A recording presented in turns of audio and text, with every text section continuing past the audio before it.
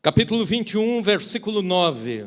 Então veio um dos 7 anjos que tem as 7 taças cheias dos últimos 7 flagelos e falou comigo dizendo: vem, mostrar-te-ei a noiva, a esposa do Cordeiro. O que ele está dizendo que vai mostrar? A noiva. Versículo 10. E me transportou em espírito até uma grande e elevada montanha e me mostrou a santa cidade. O que ele mostrou? Mas o que ele tinha falado que ia mostrar? A noiva. E depois ele mostra uma cidade, Jerusalém, que descia do céu da parte de Deus. Eu quero falar hoje sobre as características da igreja perfeita. 2 alegorias que aparecem aqui nesse texto. A primeira delas é que o anjo está dizendo a João: eu vou te mostrar a noiva. A igreja de Cristo é comparada a uma noiva. Nós estamos nos preparando para as bodas do Cordeiro, para o encontro com o nosso noivo, para a eternidade o servirmos e o adorarmos. Mas aí o anjo não mostra a noiva, ele começa a mostrar uma cidade. E é interessante que a Nova Jerusalém também é uma outra alegoria que diz respeito à igreja. E ele começa a mostrar então e detalhar a cidade, a Nova Jerusalém. Pois bem, eu quero te perguntar: existe igreja perfeita? Dizem por aí, se você encontrar uma igreja perfeita, não entre nela, porque então começarão os problemas. Você concorda com isso? Pois é. A resposta pode ser não. Eu discordo. Eu diria o seguinte, que a resposta é sim, mas não agora. Nós estamos nos preparando para ser igreja perfeita quando estivermos na glória com Deus. Estamos nos preparando para lá, mas por enquanto ainda não. Por enquanto vivemos as imperfeições, os erros, as mazelas, as tentativas de acertos e erros na vida da igreja. Mas quando soarem as trombetas angelicais, quando os portais eternos se abrirem, então seremos da igreja perfeita. Aí então seremos da igreja triunfante, a igreja glorificada. E vamos dizer: valeu a pena. Aleluia. Russell Shedd, comentarista bíblico, diz que tanto a noiva como a cidade santa são figuras para representar a igreja perfeita. E o texto bíblico que lemos, e vamos continuar nele, nos mostra algumas características de uma cidade que não é uma construção física, é um conjunto de símbolos, é um ambiente para dizer: existe a igreja perfeita, existe sim a possibilidade de um dia nós estarmos na glória entre os salvos como igreja perfeita. Algumas dessas características, a primeira delas é que a igreja perfeita reflete a glória de Deus. Veja comigo, nós já lemos os versículos 9 e 10, mas peço para que você leia o versículo 11, que diz: a qual tem a glória de Deus. O seu fulgor era semelhante a uma pedra preciosíssima,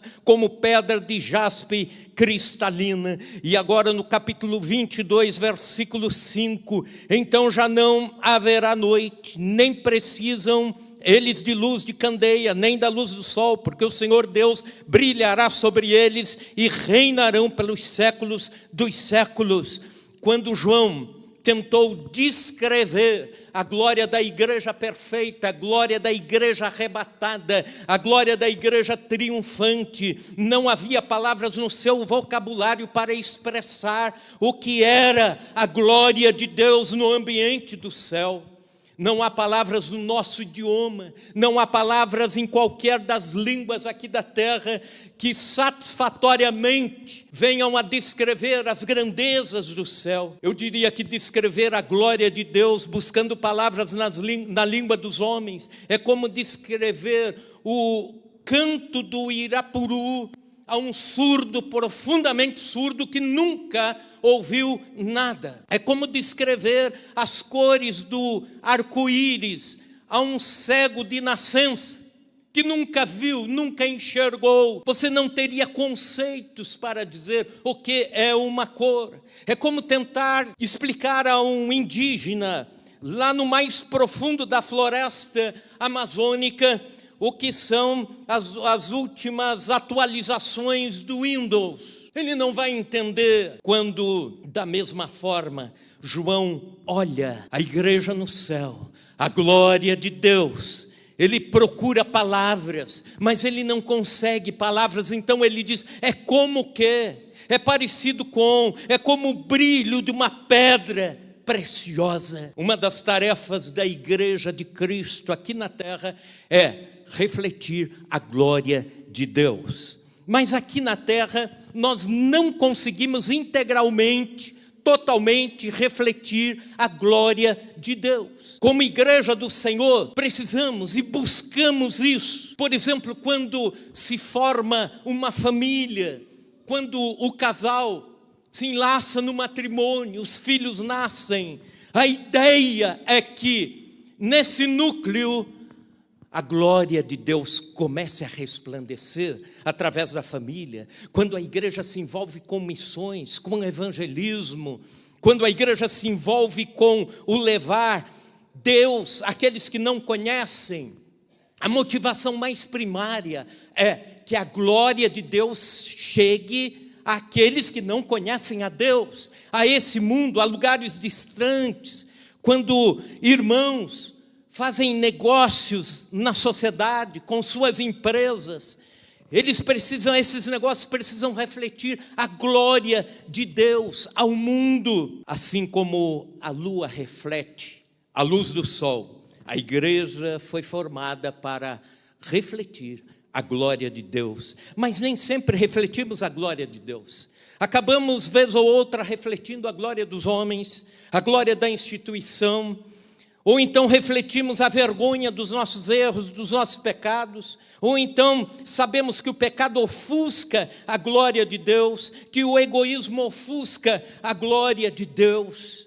Há uma frase do Ronaldo Lidório, grande missionário da nossa nação, talvez o maior nome em missões transculturais. Ele diz o seguinte: a igreja precisa se desglorificar para que o Senhor da igreja seja glorificado. Porque há um engano em nós, quando procuramos transmitir a esse mundo a glória da igreja, e não do Senhor da igreja. Por vezes, Deus nos dá lições, para que a glória do Senhor da igreja resplandeça. Aleluia. Mas a boa notícia é que a igreja no céu, a boa notícia é que a igreja triunfante, a igreja arrebatada, a igreja glorificada, refletirá internamente, inteiramente e para sempre, perpetuamente a glória de Deus. Um dia eu e você vamos refletir absolutamente a glória de Deus. Aleluia.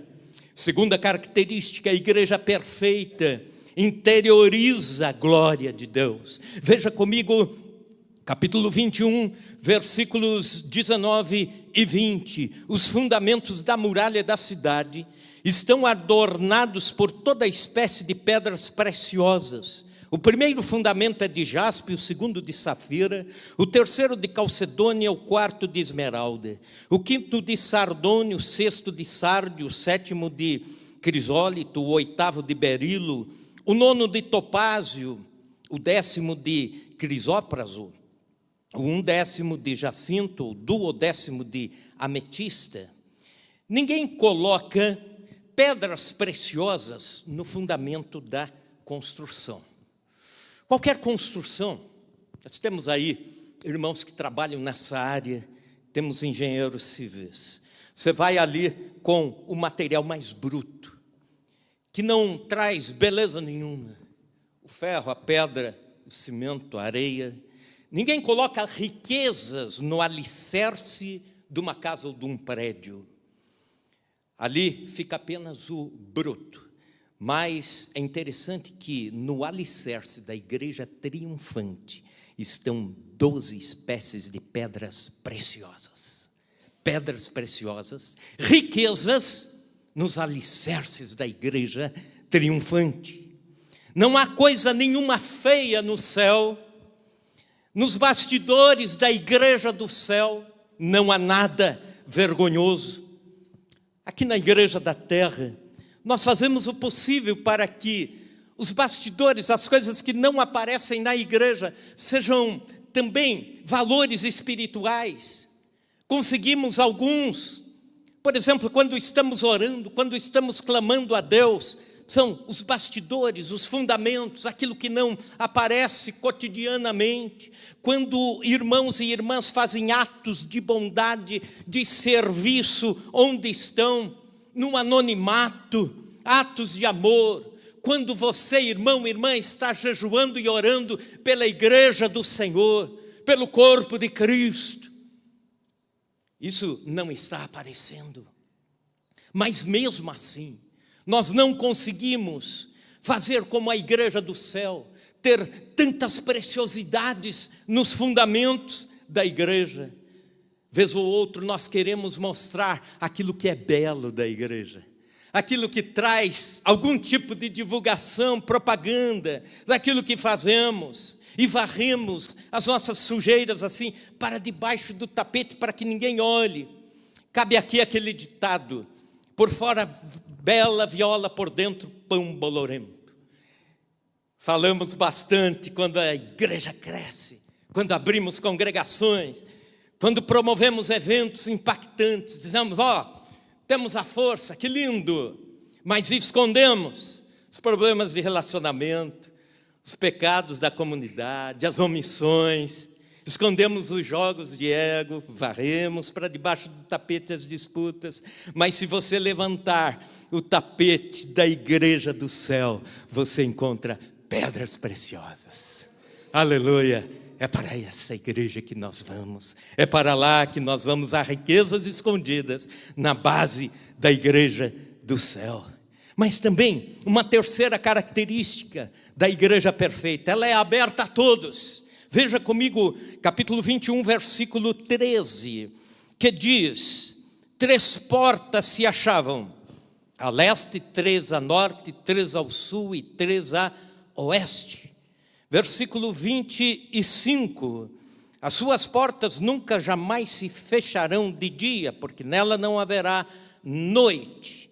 A Nova Jerusalém, a igreja celeste, a igreja triunfante, a igreja perfeita, figura com portas abertas, portas de todos os lados, norte, sul, leste ou leste, leste ou oeste. Venham de onde vierem as pessoas, elas poderão entrar. De todas as nações, todas as tribos, todas as raças, todas as línguas. O céu é o lugar onde vai estar o branco, o indígena, o asiático, o pardo, o afro, o europeu, o aborígena, o esquimó. Todos estaremos lá para adorar a Deus, de todos os níveis, o doutor ou o analfabeto, o milionário ou o miserável. Aqui na terra a igreja enfrenta ainda os pecados de discriminação, de racismo, etc., conflitos étnicos. Não tanto aqui no Brasil, porque graças a Deus somos um país abençoado nesse sentido. Mas, por exemplo, tem um amigo pastor na faixa de Gaza. Ele é natural de lá, palestino. Eu não posso citar seu nome por questões de segurança, mas o cito como MZ, pastor MZ, que se converteu sendo militante de um grupo terrorista. Hoje ele serve a Deus e hoje ele abre igrejas clandestinas, debaixo daqueles túneis, eles adoram a Deus. Durante as madrugadas eles saem para pequenos grupos de discipulado, durante a noite no areal.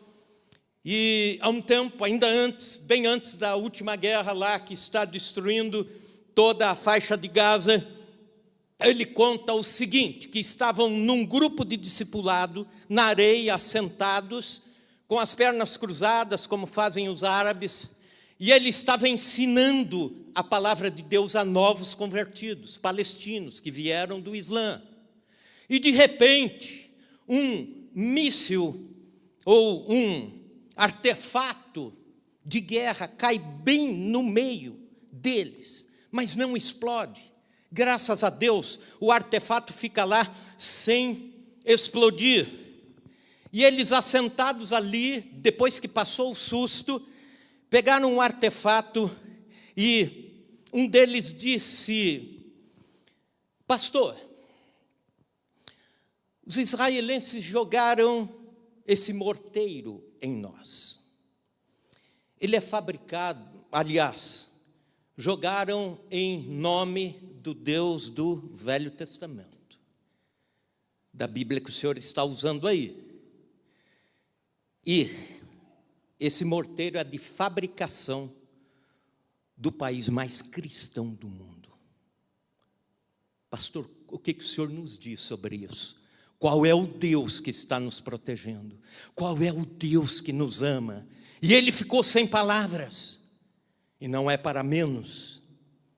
Mas o que eu posso dizer para você hoje é que no céu, árabes e judeus vão viver.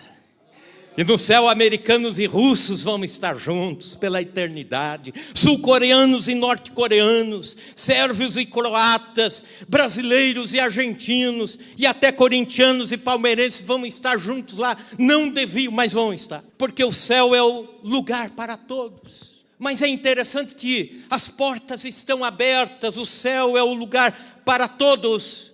Mas as portas, apesar de estarem abertas, nós olhamos no versículo 12 e depois no 27, que a igreja perfeita não é aberta para tudo.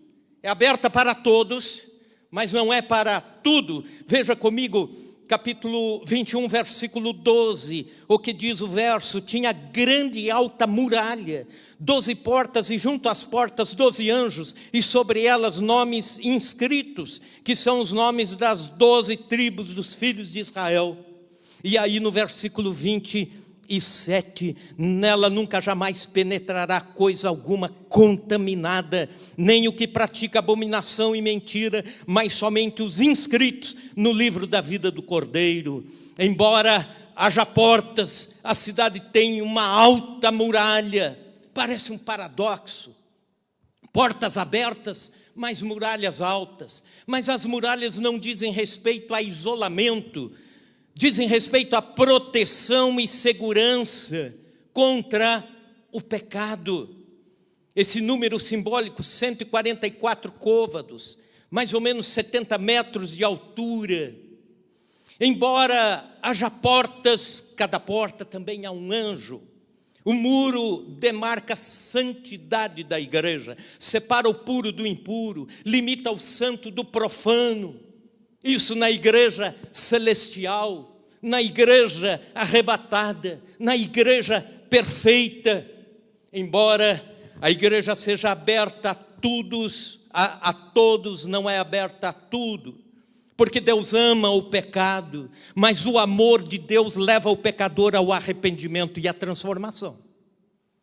Deus ama aquele que está perecendo, mas Deus o resgata para uma vida de santidade, uma vida de busca a Deus com integridade. Portanto, o céu é lugar sim de pecadores, mas pecadores arrependidos, lavados e comprados no sangue de Jesus. Nós aqui, na igreja na terra, temos o conceito sim da santidade, mas não a entendemos totalmente. Corremos o risco de, por vezes, ter a porta, a igreja aberta a todos e a tudo. Aí seria uma igreja libertina. Ou então aberta a tudo e fechada a todos. Seria uma igreja sectária. Ou então fechada a todos e a tudo. Seria uma igreja legalista. Aqui nós temos os nossos muros com os limites. Apenas tratamos os pecados visuais, aqueles que são exteriorizados. Mas não conseguimos realmente tratar o coração mais profundo. E é por isso que Jesus diz: deixa o joio nascer junto com o trigo, porque no dia da ceifa os anjos sabem, vão saber qual é o joio, qual é o trigo. Aqui nós ainda vivemos buscando a santidade de Deus, pregando a santidade, querendo, almejando isso, mas ela será absoluta na igreja perfeita do céu. Aqui nossos muros têm limites, mas aí fica a pergunta, então qual o critério para entrar no céu? Versículo 27 que nós lemos, que diz: nela nunca jamais penetrará coisa alguma contaminada, nem o que pratica abominação e mentira, mas somente os inscritos no livro da vida do Cordeiro.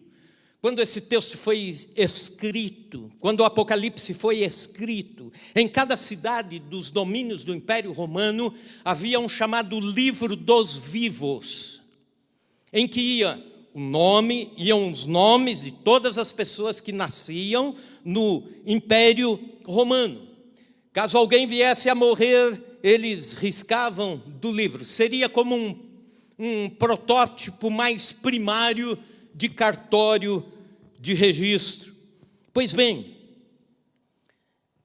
e para que as pessoas entendessem, a palavra de Deus nos fala do livro da vida do Cordeiro, aqueles que nasceram de novo, aqueles que nasceram da água e do Espírito, morreram para o pecado, morreram para a velha vida, aqueles que provaram um novo nascimento. Nessa igreja, ainda neste mundo, nós erramos, tolerando o pecado ou sofremos a contaminação, mas na igreja perfeita, a igreja santa, incontaminada, só vão entrar aqueles que têm o seu nome escrito no livro da vida do Cordeiro, que tiveram uma experiência real e genuína de conversão a Deus.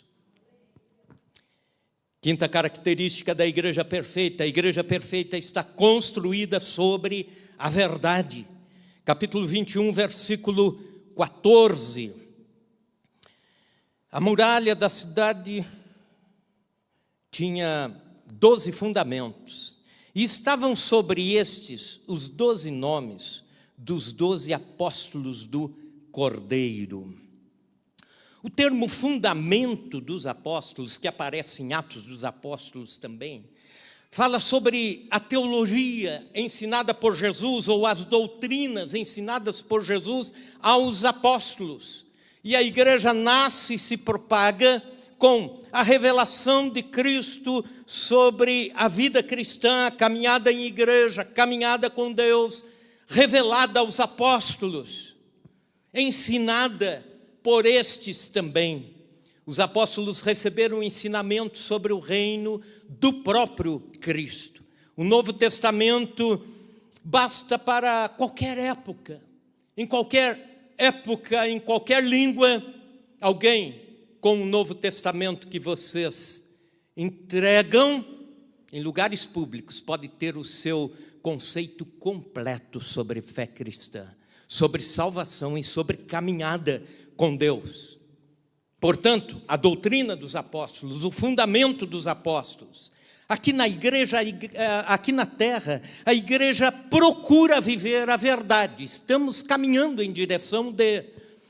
Nós nos esforçamos para ensinar a verdade.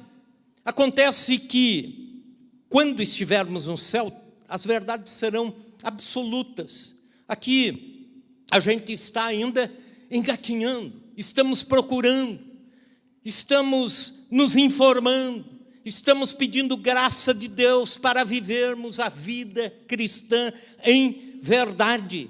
Mas isso tudo é limitado por causa das falhas morais, por causa daquilo que o apóstolo Paulo diz, do pecado que ainda habita em mim, por causa das nossas falhas espirituais inerentes da nossa vida ainda num corpo corruptível, uma mente limitada, um desnível intelectual. Então, as verdades não são absolutas. Um filósofo contemporâneo diz o seguinte, que a ciência nunca será um objeto acabado, falando aqui da Terra. E ele diz, para que algo seja cientificamente verdadeiro, precisa ser eternamente provisório. No céu, nós não teremos verdades subjetivas, aquela que você diz assim, Aquilo que você sentir dentro de você que é a verdade, então é a verdade. Ou então verdades relativas, a verdade é verdade se você acha que é. Ou então, a pluralidade, cada um tem a sua verdade, dependendo do seu tempo e assim por diante. No céu nós vamos saber todas as verdades sobre todos os temas. Era o Billy Graham que dizia isso. Eu estou fazendo uma lista com 10.000 perguntas a Deus, porque quando eu chegar no céu eu quero tirar essa lista do bolso e fazer as 10.000 perguntas para Deus. No céu nós vamos saber todas as verdades sobre todas as dúvidas que tivemos aqui na terra.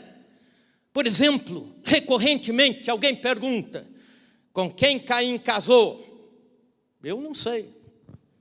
Eu diria assim: cuida cedo do teu casamento, deixa Caim cuidar dele, né?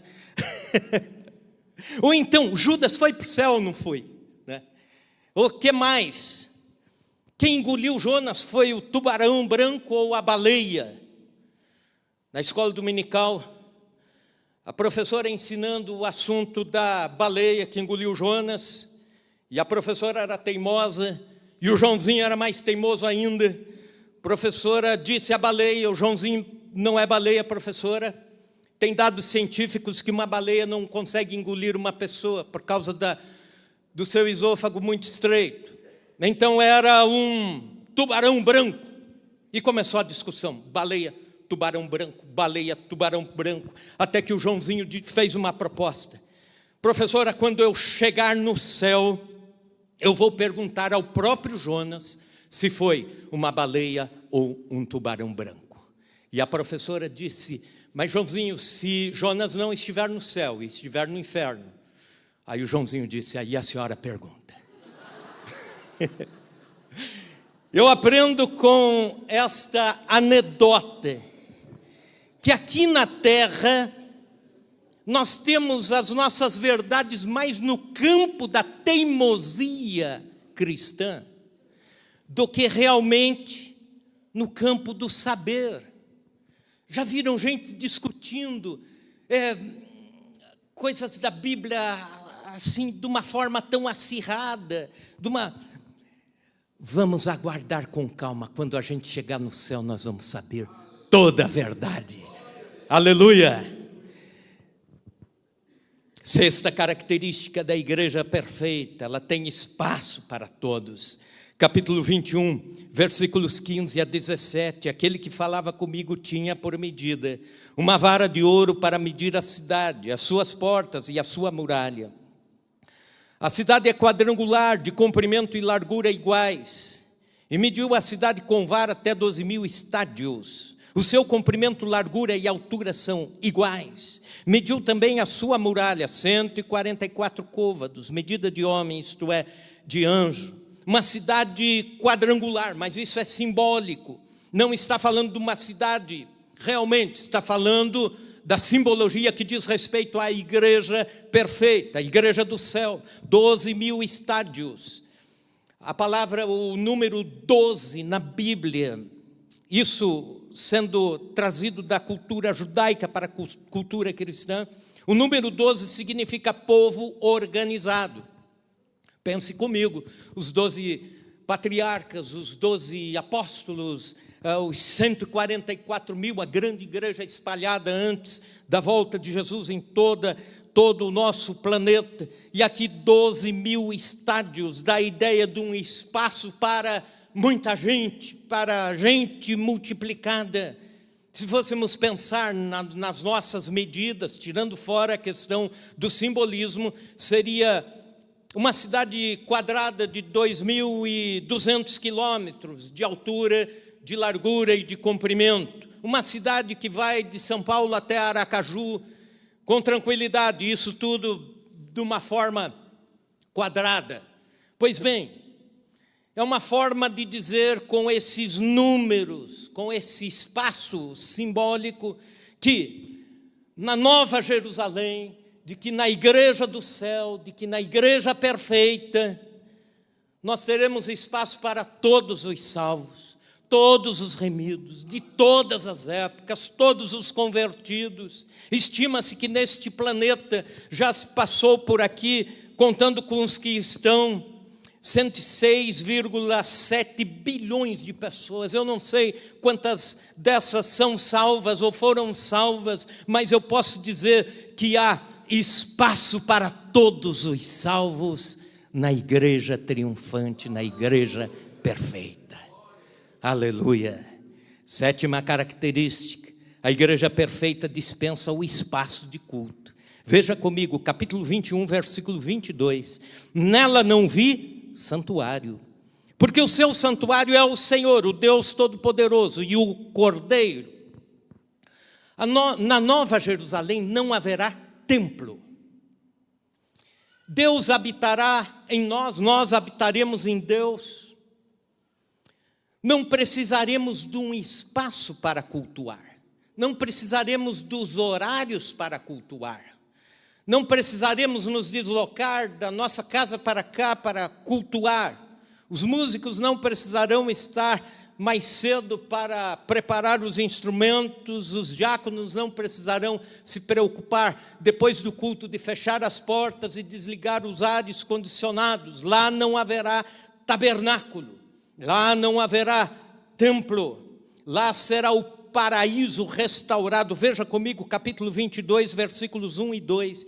Então me mostrou o rio da água da vida, brilhante como cristal, que sai do trono de Deus e do trono do Cordeiro. No meio da sua praça, de uma a outra margem do rio, está a árvore da vida, que produz 12 frutos, dando seu fruto de mês em mês, e as folhas da árvore são para a cura dos povos. Sabe o que isso está dizendo? Que a comunicação perfeita entre Deus e homem e Deus, nasceu no Éden, um jardim, onde não havia pecado. Sabe por que depois teve o tabernáculo?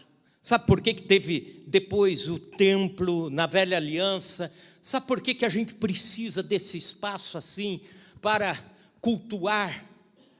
Justamente porque perdemos esse vai e vem natural com Deus, na própria natureza. Mas quando chegamos no Apocalipse, a Bíblia vai terminando dizendo: não precisamos mais do santuário, eu refiz o jardim do Éden aqui. Aleluia. Tabernáculo ou templo são tentativas da nossa restauração do Éden perdido, um espaço para Deus, um espaço de culto. Eu não estou dizendo que isso é bom ou ruim, só estou dizendo que é assim. Mas quando chegarmos no céu, nós não precisaremos mais, estaremos de volta na relação absoluta com Deus, no jardim restaurado. Oitava e última característica: a igreja perfeita é governada por Deus.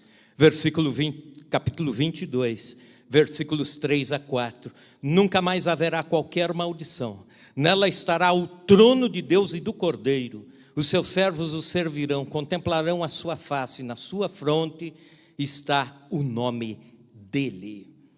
Aqui entre os homens, Deus é soberano, mas há um relutar do ser humano contra Deus. Deus é soberano, mas o ser humano caído se esperneia frente à soberania de Deus. Mas é interessante que quando o Apocalipse nos mostra um trono levantado pela eternidade, todas as coisas já julgadas, o céu aberto, a igreja triunfante, nós vamos então absolutamente reconhecer, todo joelho, toda língua, que Deus é soberano, Deus é absoluto, Deus é aceito como tal. A igreja no céu não vai precisar de outro tipo de governo. Lá eu vou ter folga de verdade, né? Porque lá não precisa de pastor, lá não precisa de conselho da igreja, lá não precisa de diretor, lá não precisa de autoridades civis nem militares, lá não precisa de um presbitério da nossa região, lá não precisa. Lá o próprio Deus é autoridade soberana. É a verdadeira teocracia, governo de Deus absolutamente. Aqui na terra nós tentamos trabalhar essa questão, mas ainda tropeçamos no sentido de não termos a clareza exatamente da vontade de Deus. É por isso que de vez em quando a igreja precisa parar, ajoelhar, orar e antes de caminhar, ouvir a voz de Deus, a vontade de Deus e dizer: Senhor, Tu és soberano sobre nós. Senhor, fala, Senhor, resolve aqui. Lá, a soberania de Deus é absoluta. Deus é o Senhor da igreja, a igreja é dele, aleluia. A cidade é dele, a obra é dele, o nosso país é dele. Ano de 2007, estava eu num paizinho no norte da África, nordeste da África, chamado Djibouti. Eu acho que já contei isso aqui, conto de volta. Perseguição absoluta do islamismo contra o cristianismo.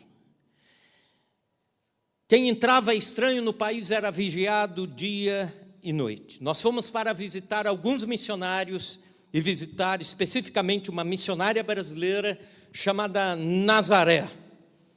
E a Nazaré estava contando sobre alguns acontecimentos anteriores, de alguns anos atrás. Ela já estava há muito tempo naquele país. Idioma Afar.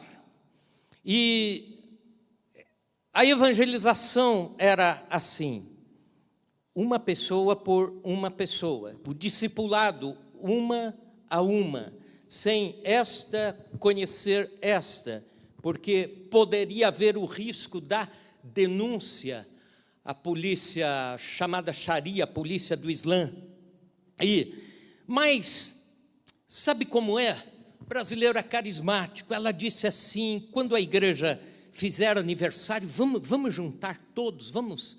E aí ela traduziu um cântico brasileiro, um corinho, né? Com Cristo no barco tudo vai muito bem e passa o temporal. Conhecem esse aí? Com Cristo no barco tudo vai muito bem, vai muito bem, vai muito bem. Com Cristo no barco tudo vai muito bem e passa o temporal. Ela traduziu para a língua Afar. E chamou 22 mulheres, algumas crianças, adolescentes, para um culto. E ela disse: nós vamos precisar cantar baixinho aqui, para ninguém ouvir. Mas se empolgaram e começaram a cantar alto. E não demorou muito, a polícia chegou no local e espalhou. Prendeu algumas mulheres. Depois foram a tribunal, tiraram a guarda de crianças, etc. E a Nazaré foi rapidamente retirada do Djibouti. Ela ficou 1 ano e meio fora, e quando ela voltou, a poeira abaixou. Então, ela voltou dizendo: nós vamos ter que começar tudo de volta, porque a igreja deve ter acabado. Eles tinham 22 pessoas. Mas aí quando voltou e discretamente começou a falar, dizendo: olha, nós precisamos reunir, será que sobrou alguém e tal? E reuniram, e deu 50 pessoas. E ela perguntou: algum missionário passou por aqui na minha ausência de 1 ano e meio? Não. Algum pastor veio? Não. E como que a igreja saiu de 22 e foi para 50 sem eu estar aqui? Aí, na cultura deles, a pessoa de mais idade que responde. E uma senhora de muita idade abriu um sorriso assim, analfabeta, sem saber ler e nova na fé. Ela tinha se convertido nesse tempo ainda de ausência. Ela sorriu e disse: mas missionária, a igreja não é sua, a igreja é de Deus. E aí ele que fez isso aí. Aleluia, a igreja é de Deus. Eu quero te convidar, fique em pé agora.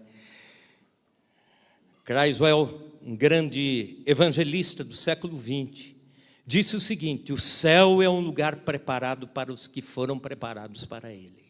E ele continuou dizendo ainda que não há dor na terra que o céu não possa curar.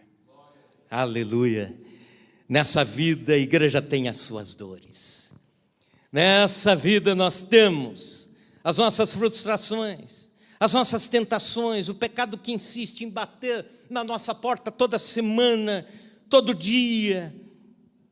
Temos aqui as nossas mazelas como igreja, ou individualmente como cristãos, ou como famílias.